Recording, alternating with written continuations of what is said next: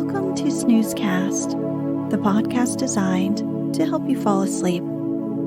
Find us on snoozecast.com and follow us on Instagram at Snoozecast to find behind-the-scenes content. This episode of Snoozecast is brought to you by our Patreon supporters, including our newest patron, Jessie. Thanks so much, Jess. We appreciate you. And also by The End of the Rainbow. Tonight, we shall read the next chapter to Peter Pan, the 1911 novel by J.M. Barrie. If you'd like to start this story from the beginning, you can find the first part aired on March 20th, 2019. If you'd like a refresher by listening to the previous episode, it aired on September 30th, 2020. In the last episode, we learn about the underground abode of the Lost Boys. Tinkerbell has her own little cubby hole of a fancy bedroom. Wendy ends up doing all the boys' housework and cooking. Wendy also tries to help her brothers, along with the other boys, remember their parents by giving them quizzes on the subject.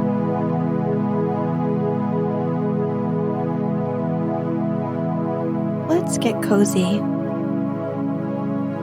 Close your eyes.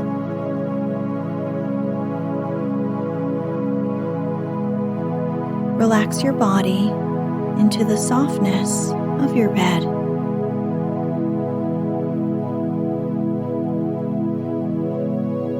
Now, take a few deep breaths.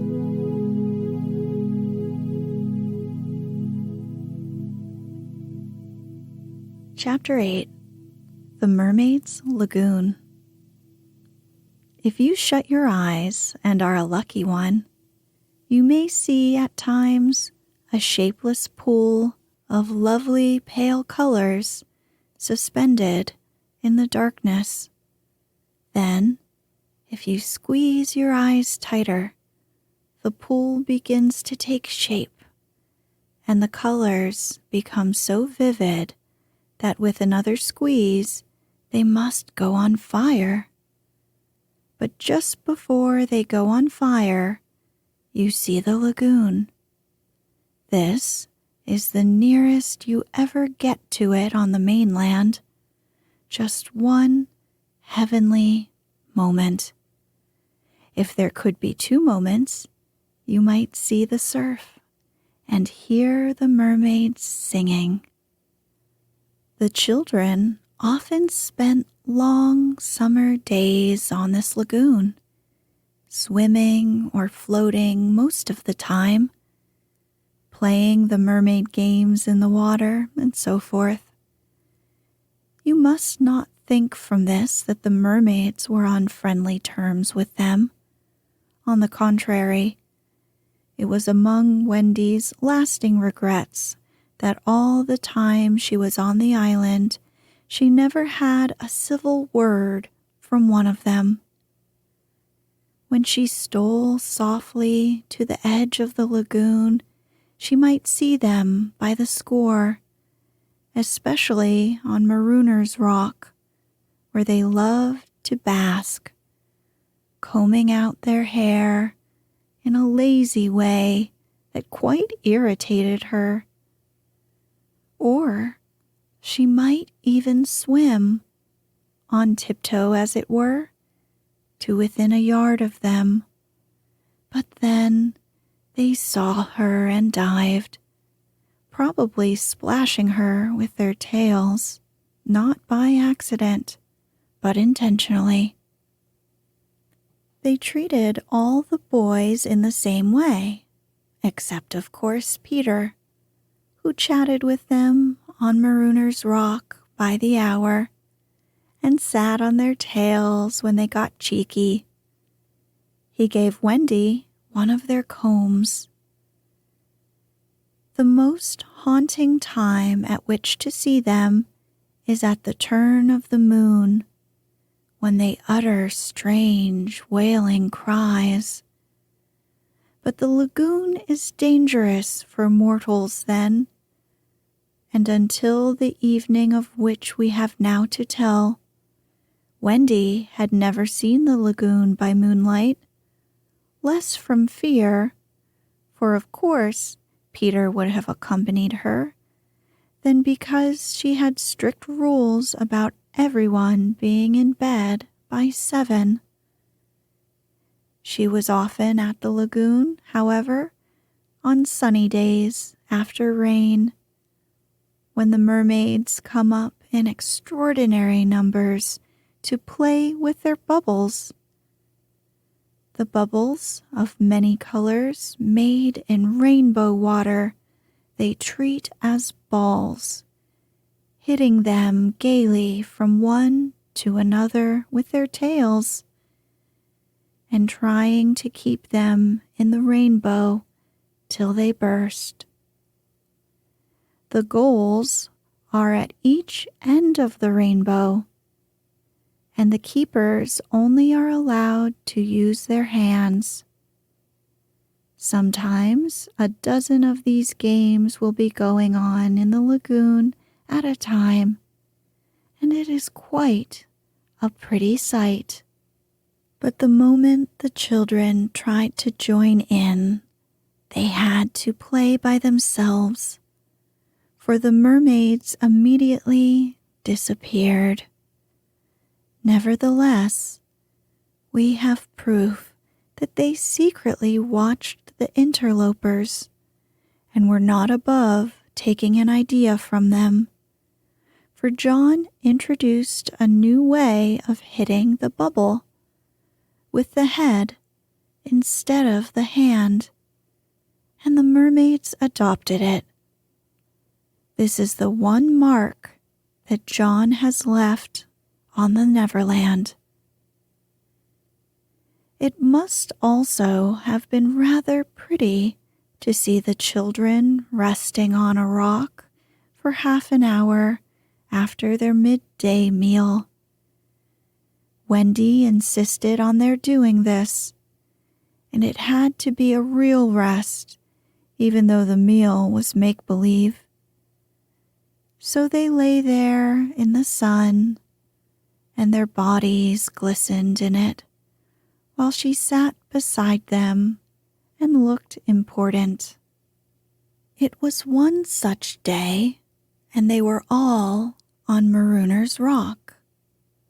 The rock was not much larger than their great bed, but of course they all knew how not to take up much room, and they were dozing, or at least lying with their eyes shut, and pinching occasionally when they thought Wendy was not looking. She was very busy stitching. While she stitched, a change came to the lagoon. Little shivers ran over it, and the sun went away, and shadows stole across the water, turning it cold.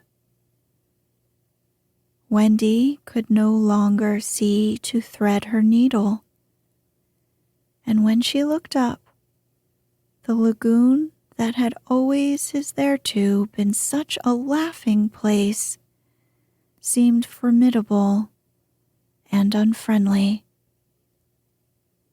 It was not, she knew, that night had come, but something as dark as night had come. No, worse than that.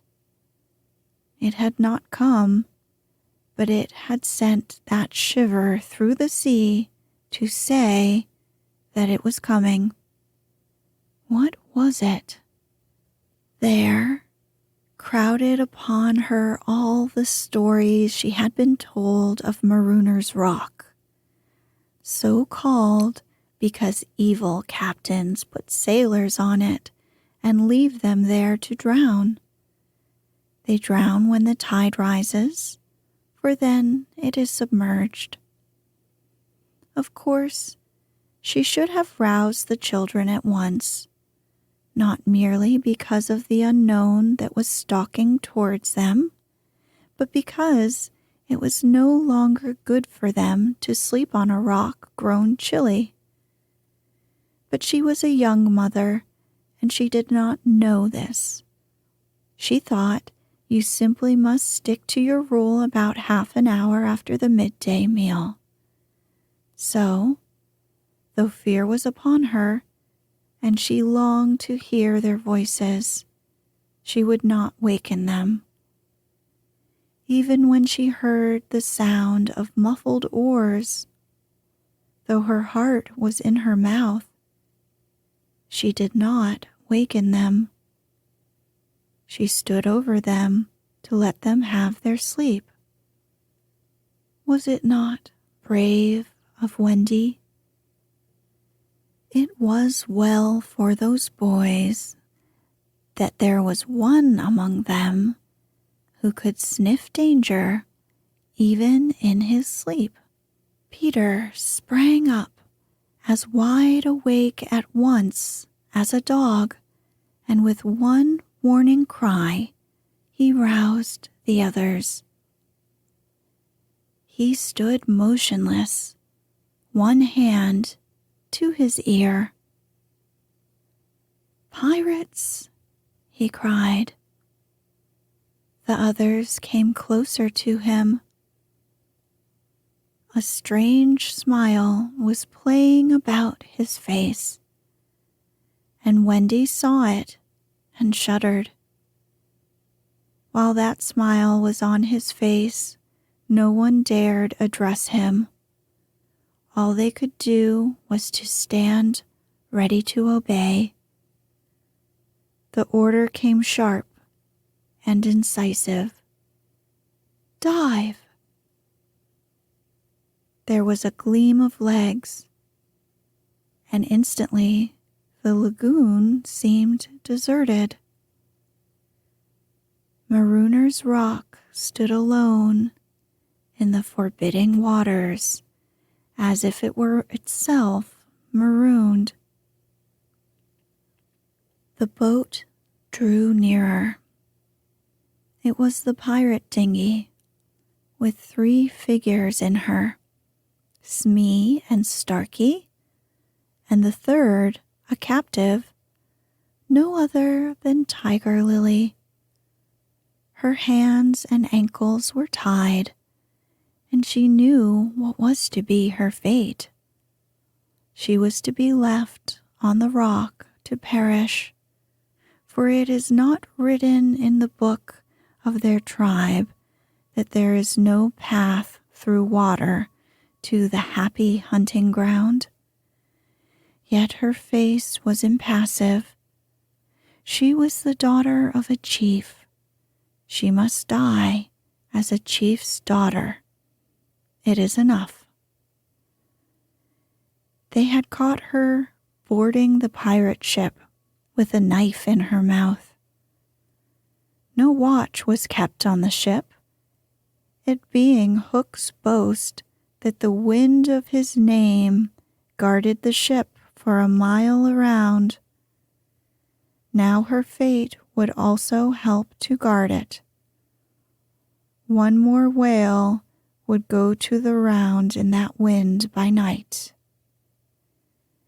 In the gloom that they brought with them, the 2 pirates did not see the rock till they crashed into it. "Luff, you lubber!" cried the voice that was Smee's. "Here's the rock.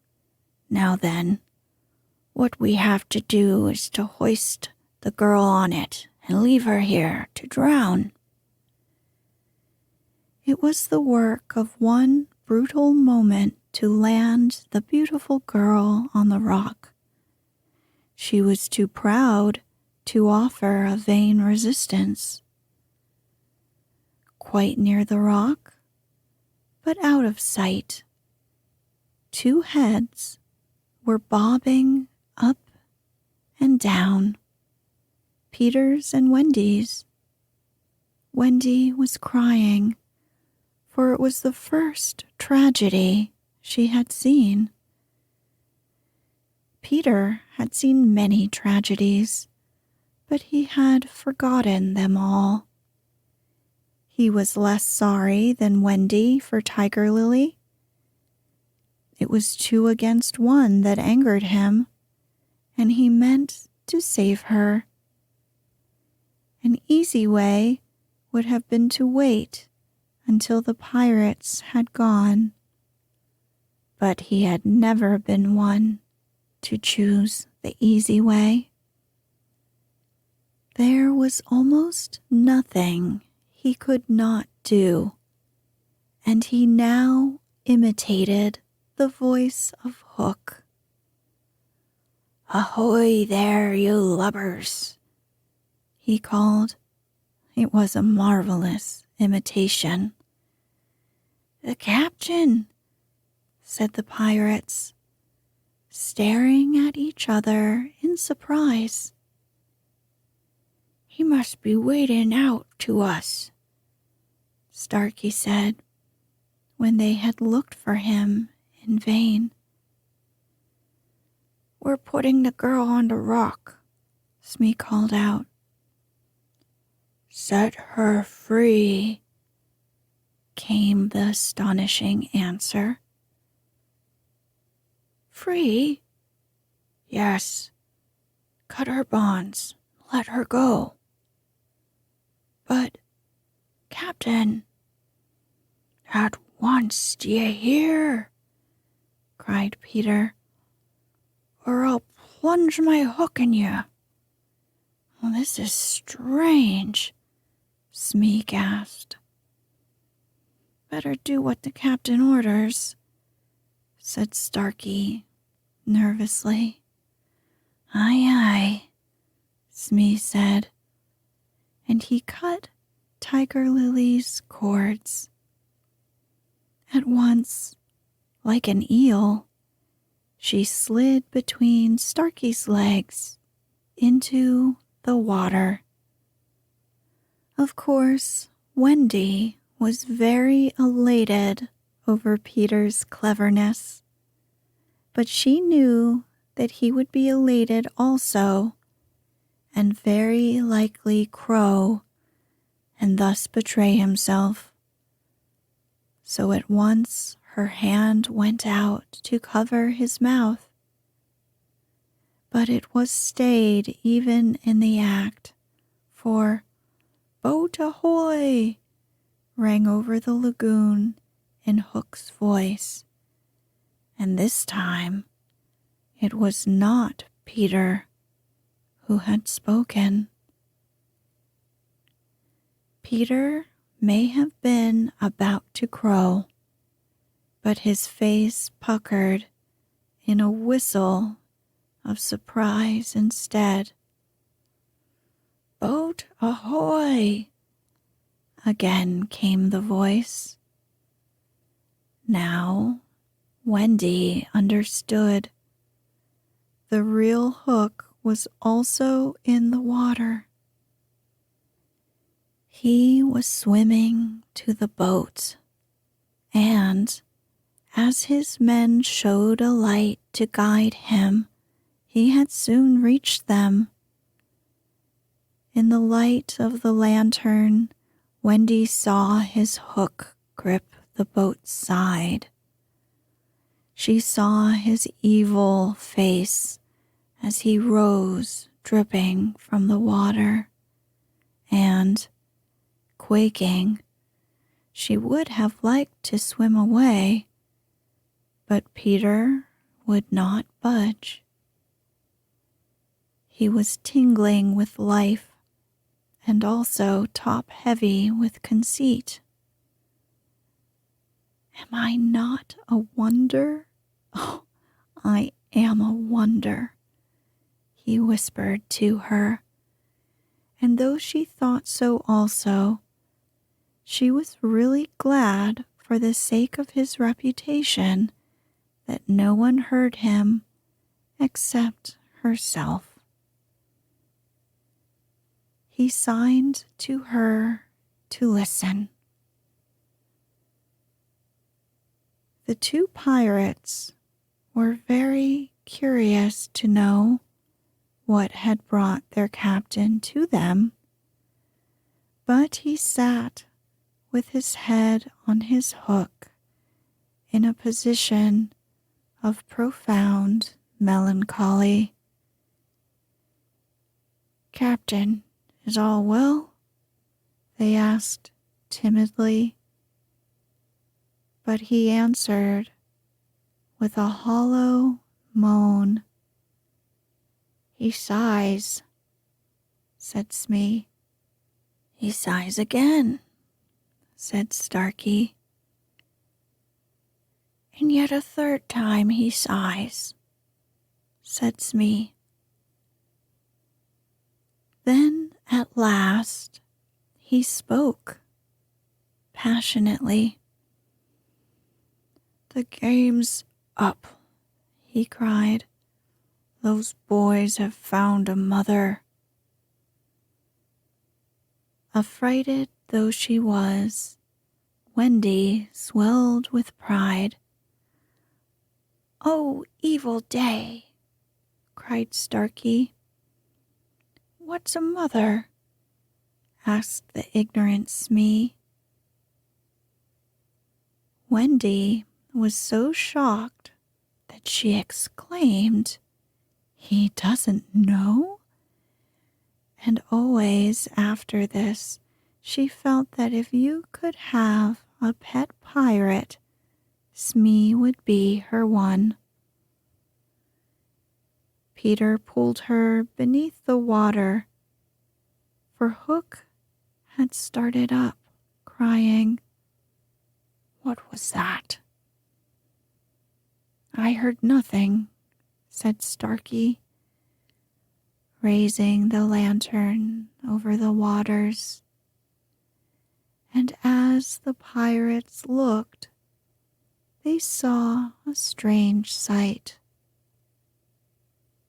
It was the nest I have told you of, floating on the lagoon, and the Never Bird was sitting on it. "See," said Hook, in answer to Smee's question. "That is a mother. What a lesson! The nest must have fallen into the water, but would the mother desert her eggs? No."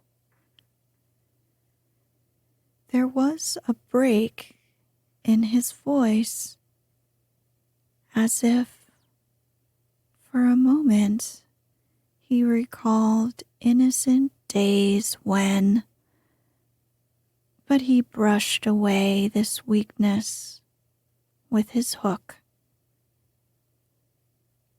Smee, much impressed,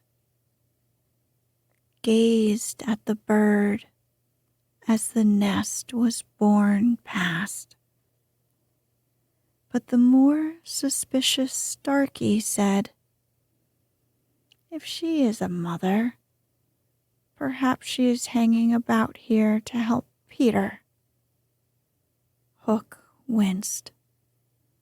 "Aye," he said, "that is the fear that haunts me." He was roused from this dejection by Smee's eager voice. "Captain," said Smee, "could we not kidnap these boys' mother and make her our mother?" "It is a princely scheme," cried Hook. And at once it took practical shape in his great brain. "We will seize the children and carry them to the boat. The boys we will make walk the plank, and Wendy shall be our mother." Again, Wendy forgot herself. "Never," she cried and bobbed. What was that? But they could see nothing. They thought it must have been a leaf in the wind. Do you agree, my bullies? Asked Hook. There's my hand on it, they both said. And there's my hook. Swear. They all swore. By this time, they were on the rock. And suddenly, Hook remembered Tiger Lily. Where's the girl? He demanded abruptly.